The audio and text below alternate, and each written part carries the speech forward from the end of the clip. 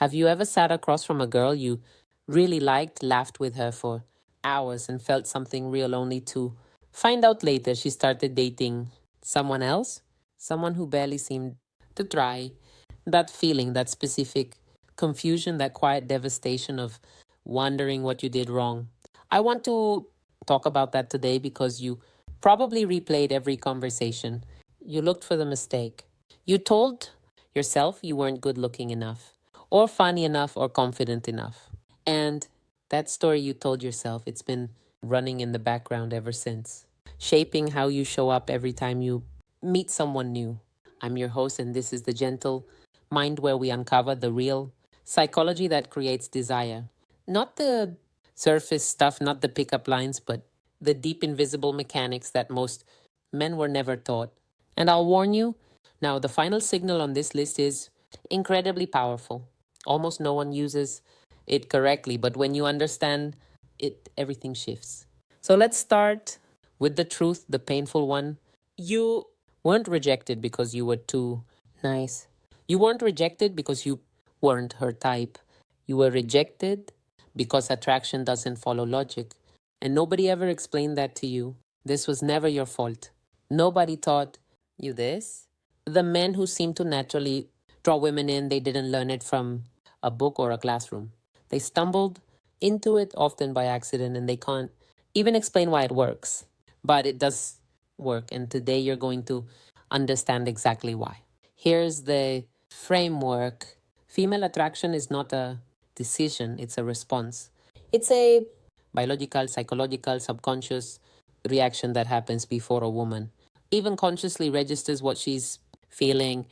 Evolutionary psychology has studied this for decades. Women are wired to scan for specific signals, not consciously, not deliberately, but automatically. Safety, strength, resourcefulness, mystery.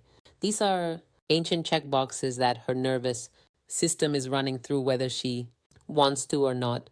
And here's the critical part.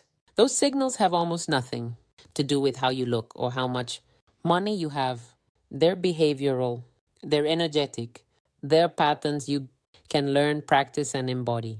Once you understand the signal she's scanning for, you stop chasing, you stop performing, you simply become someone her biology responds to. So let's talk about what girls actually do when they want you. Not just what they say, but what they do. Because actions are the real language. And once you know how to read them, you'll never misread a situation again. The first thing she does is find reasons to be near you. Not obvious reasons, subtle ones. She sits closer than she needs to. She shows up in the same spaces. She creates proximity without making it look intentional. This is called anchoring behavior. When a woman is drawn to someone, she unconsciously reduces the distance between them. She wants to be in your orbit. Not because she's planned it, because her body is pulling her there. If you've been noticing this from someone in your life, pay attention. Proximity is data. Now, here's the first trigger you need to understand: masculine presence. This is not about looking strong or talking loud. Presence is about grounded energy. It's about being completely in the room you're actually in, not distracted, not performing, not trying to impress, just still, just there. Women are biologically attuned to detect scattered versus centered energy. A man who is anxious, seeking approval, always checking how he's landing, he signals low social value without saying a single word. A man who is calm, unhurried, and doesn't need the room to validate him. He signals something ancient, something that says this man has already arrived. You don't need to dominate a room. You need to be at peace inside one. Presence is the foundation. Without it, none of the other signals land correctly. The second thing she does when she wants you, she remembers things you said, small things, details you barely notice, saying she'll bring them back up days later. She'll reference a joke from 3 weeks ago. She'll ask how that thing went. The thing you mentioned in passing. This is not accidental. When a woman is interested, she's listening at a different frequency. She's filing information because some part of her is already investing in you. And this brings us to the second trigger, intentional listening. Most men listen to respond. They're already forming the next sentence while she's still talking.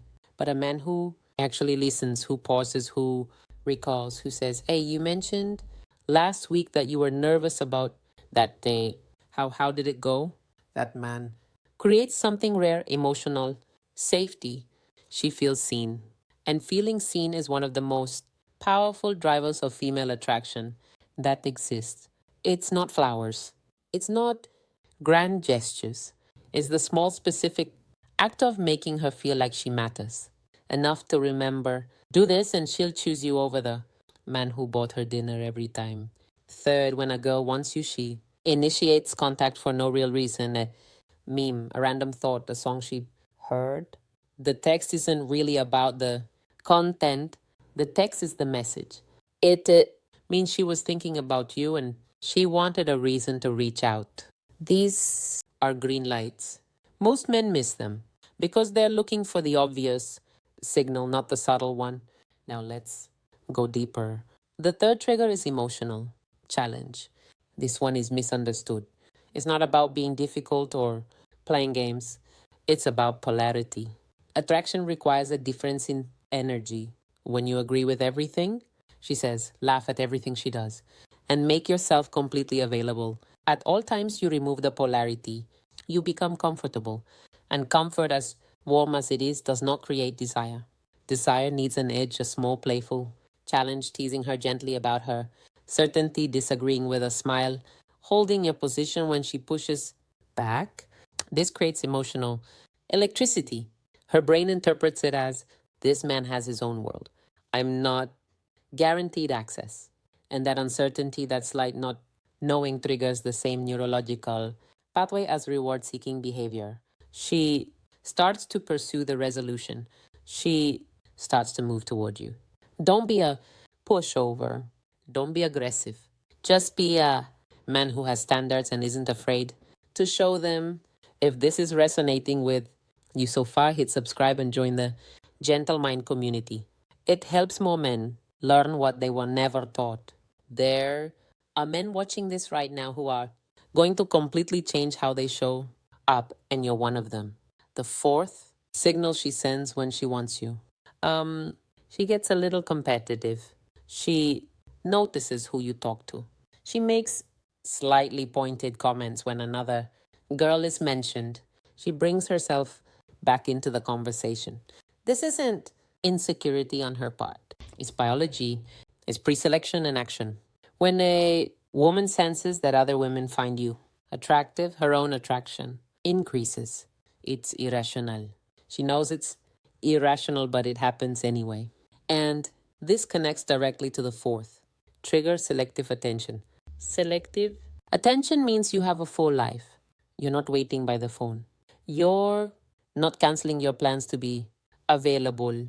You have friends, interests, ambitions, spaces she doesn't belong to. Yet, scarcity of attention is not cruelty. It's honest signal that your time has value. A man who gives his complete, undivided, constant attention to a woman before she's earned it is telling her subconsciously that she is the most important thing in his world and everything else is secondary. That day may feel romantic to her nervous system. It reads as low value. She can't help it. She's scanning for a man whose life is already full because that man is the one worth entering. Be that man, not as a manipulation, as a reality. Build a life that is genuinely full and your presence in her world becomes something she has to earn. Fifth signal, her body language shifts. When you're around, she touches her hair. She angles toward you even when talking to someone else. She laughs a little quicker, a little louder. She holds eye contact slightly longer than necessary. These are not performed, they're autonomic responses. Her nervous system is reacting to your presence in a way she can't fully control. If you're seeing these, you're already further along than you realize. This brings us to the fifth trigger, gradual physical touch. Touch is the most direct language between two human beings, but timing and context are everything.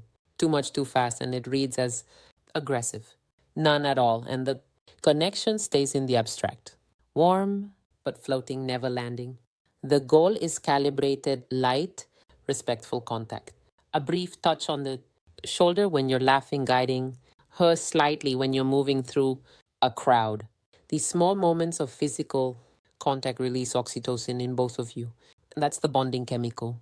It creates warmth, trust, closeness. It moves a connection from intellectual to embodied.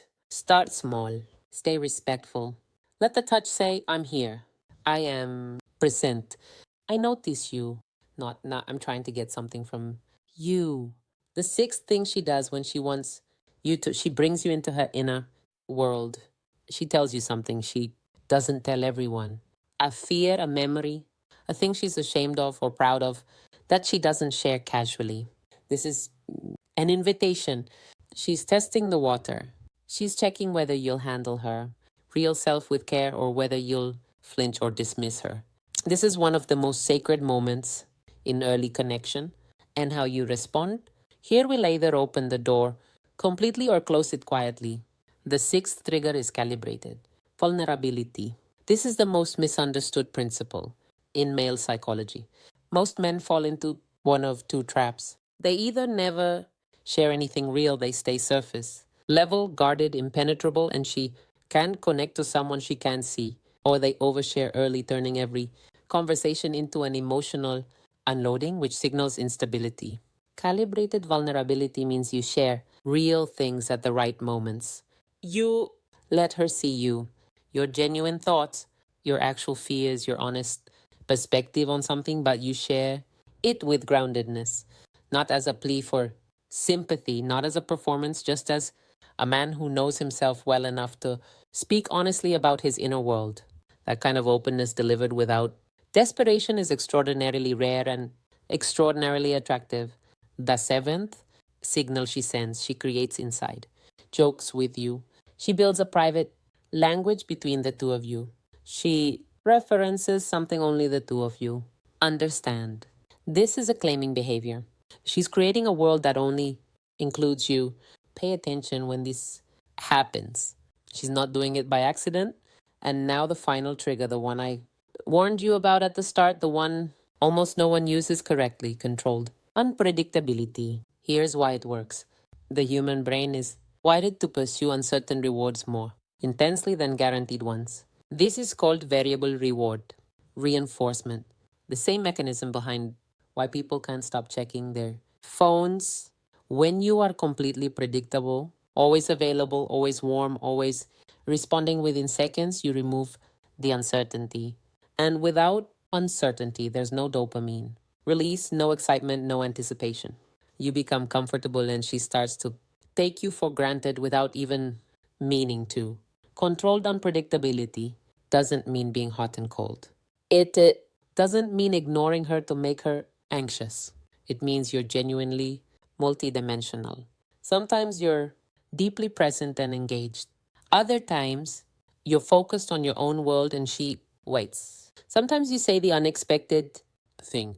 Sometimes you go quiet, not because you're playing games, but because you are an actual complex human, being with depth. She hasn't fully mapped yet. That sense of I haven't figured him out completely is one of the most powerful drivers of sustained attraction. You are not the formula. You are not predictable. And that keeps her curious. That keeps her coming back. So here's where we land. You are not broken. You have never been broken. You were operating without information. Every man who struggles with women isn't lacking something. He's missing a map. And now you have one. The signals, the triggers, the invisible language she's speaking when she wants you to step forward. Masculine presence, intentional listening, emotional challenge, selective attention, calibrated vulnerability, gradual physical touch, controlled unpredictability. These are not tricks. These are not manipulations. They are the real mechanics of how human attraction works at a deep psychological level. Use them honestly. Use them with respect. Use them as a man who genuinely cares about the woman in front of him, not as someone trying to manufacture a result, but as someone who is showing up as his fullest self. That's the difference. That's always been the difference. You don't need perfection. You need strategy. You don't need to become someone else. You need to become more of who you already are, but with clarity, with intention, and with the quiet confidence of a man who finally understands the game he's playing. The man who understands this doesn't chase, he becomes. And the right woman will feel that from across the room. If you're ready to stop chasing and start becoming the man women genuinely desire, subscribe to The Gentleman now. Turn on notifications because the next one will shift your reality.